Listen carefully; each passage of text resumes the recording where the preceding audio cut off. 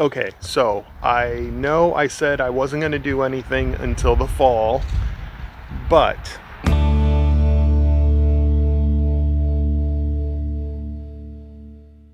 it might be a good time to at least do an experimental bed and give that a shot. See if what I'm thinking is going to work, and then if it does work, who knows, maybe I'll expand it into the fall. Yeah, I mean, I like build projects, what can I say? And this is a good opportunity to put some surplus materials to good use, right? And so I'll show you exactly what I'm talking about. One of the complaints that I had previously with this idea of creating a raised garden bed is that I said it was expensive, and lumber prices are very expensive right now. It's still insanely high, and it's kind of a roller coaster if you even try to follow the lumber market, so that's a waste of time right now. But what I do still have is the scrap wood pile. Now, there's nothing in this particular pile that is long enough for me to make a bed, but these are plenty long for all of the supports at the corners of making a raised bed, which means really all I need now are those walls. Now typically those walls get made with 2x6 or 2x8 construction material, and a lot of times that material could be pressure treated, could be not. That's kind of up for debate.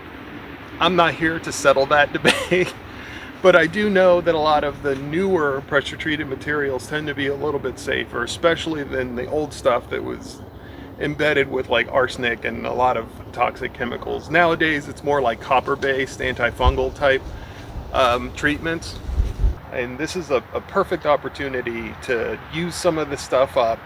It's better that I use it as garden beds than it go to a landfill.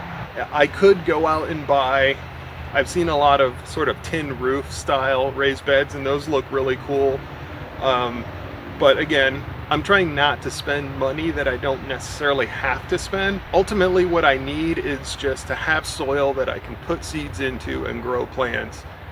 And the only reason why I'm using raised beds right now is really just because I'm trying to lift the plants in the soil up above the flow of water that I just can't do anything about that.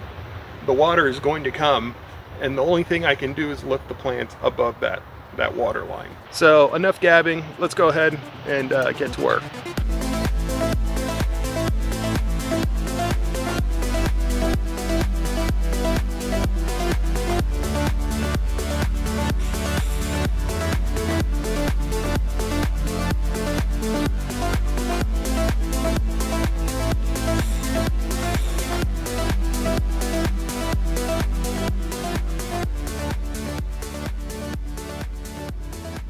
So the math on this is pretty simple.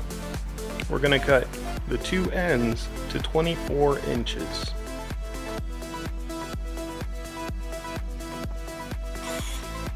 Then we're going to cut a centerpiece to 22 3/4. Now the reason for this is when we butt the two long boards up against these inside pieces, the interior dimension is going to be reduced by the thickness of the two sideboards. You might have noticed I put these in here. This was just another experiment that I was trying to see if I could just create terraces, but you'll notice here that the water is still getting through underneath these boards. And the reason for that is I didn't necessarily bury these boards, I put them flush to the ground, but there's just so much water pressure here that I believe it's actually kind of rolling over this here, as well as probably creeping underneath. So we're definitely going to have to lift this soil up, but we also need something on the other side to hold that soil, which is why we're going to try building these beds. Now typically you would build these raised beds, prefab them, and then just carry them out there and start filling them up with soil. My ground is a little too sloped for that, so I'm going to have to actually construct these on site and custom build each one of these raised beds, and you'll see exactly how I do that here in just a second. I just got to grab a few boards. Here's what I'm thinking. I think I've mentioned this before. You know that I've had some complications with the fencing in the front about a year ago. Since then, I've had a collection of some of these panels that I've had sitting around, and I've been using them for just a load of scrap wood projects, especially these outdoor projects. These turn out to be really great source material and very affordable, especially if you're not looking for perfect wood. The thickness of these fence panels, they say 5/8. It can vary, sometimes as thin as 3/8, sometimes as thick as 5/8. The width of the boards, sometimes 5 1/4, sometimes 5 1/2. You really can't have a guaranteed measurements on these. So if you do plan to use them for slightly finer work, you're really going to have to refine these down, maybe put them through planers and edge them up and get them all to a consistent thickness and a consistent width and so on. But we're not doing precision woodworking here. We're just trying to build a container that we can raise the soil level in. Now granted, having material this thin can be problematic when you're trying to hold back what could potentially be, you know, maybe 100 pounds of soil. And these guys are not they're not exactly super strong. Now they will bend. The likelihood of them breaking is slim to none, I would say, unless you're just trying to pile it full of rocks. But we will have to come up with some way of supporting them. We're going to do that in two ways. One, we're not going to let these beds get too long. We're going to have to basically cut them to about 6 feet. And that's convenient under most circumstances because a lot of these pickets tend to come in only about 6 or 8 feet. 8 feet being more rare, 6 feet being the more common picket that you can find at your big box stores. So if we keep them down to 6 feet, then that's less length of board, which means we're going to get less of that bending. So that's the first thing. The second thing is we're going to shorten up where the supports are by putting obviously the vertical supports on either ends on the corners of the raised bed, but also right in the center. We're going to put another support down the center, and then this one is going to get connected to the other side of the bed. I've made it so that the top of this bed is square, and then we'll step down here for the next one as we kind of roll down the hill here. But you'll notice this whole area is dug pretty deep. It's actually a little hard to tell in the camera, but there's probably a good 6 to 8 inches of gap there compared to this side being partially buried.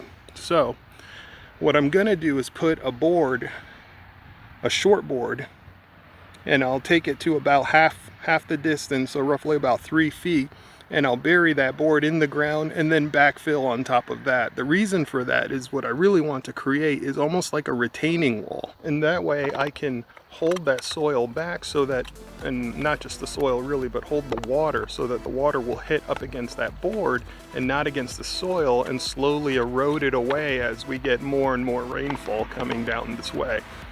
My hope is that it's going to hit that board and then it's going to run down the hill as opposed to trying to run underneath the bed and then undermine the entire raised bed.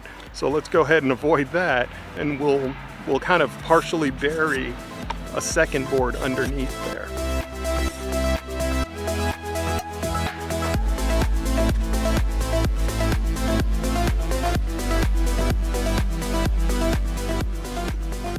I can also use the clay that I dug out as backfill, and that'll give it a good tight backfill as that clay sort of softens and molds and fills in all the little gaps. Overall, it'll help strengthen and solidify where that bed is placed. Now that I have this all leveled out, I'm going to go back and fill in these areas that are above grade. Whew, that was a pain. Okay, so you can see here I went ahead and built the whole top. I put that support across the center, and then on the other side here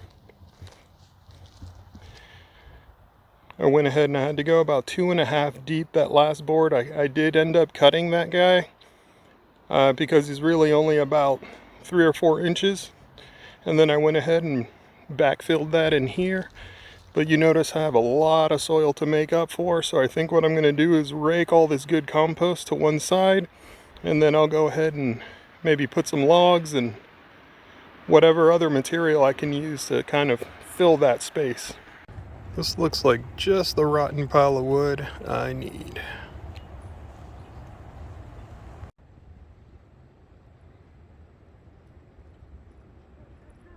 This might end up being the only bed that I do today, only because, again, this is all experimental. I'm just doing a handful of different solutions here so that I can figure out which one's going to work best for me, and then when I find something that I really like, I may go ahead and convert the entire garden, or I might do a mix of a few different things depending on how I feel. Truth be told, putting this bed together was a royal pain. Because you're building it piece by piece. I'm standing on uneven ground. Nothing feels square. Nothing is of the same length because you're building with the slope. It might be easier if you wanted to just completely dig out this entire bed, get a nice level space, just build a square bed and then backfill entirely. I just didn't want to move that much dirt. I don't have a tractor, and so I'm gonna work with what I got, which is just these 2 hands. We'll give this bed a shot, we'll see if we like it, and again, maybe we'll make some bigger changes in the fall. Until then, I think I'm gonna leave it right here. I'll get back to work. I won't bore you guys with the details, but as always, you guys be good, and I'll see you on the next one.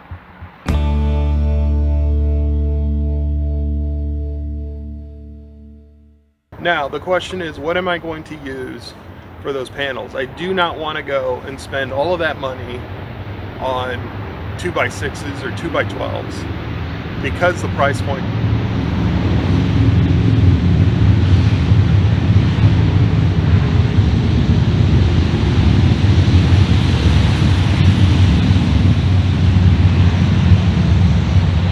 A few moments later.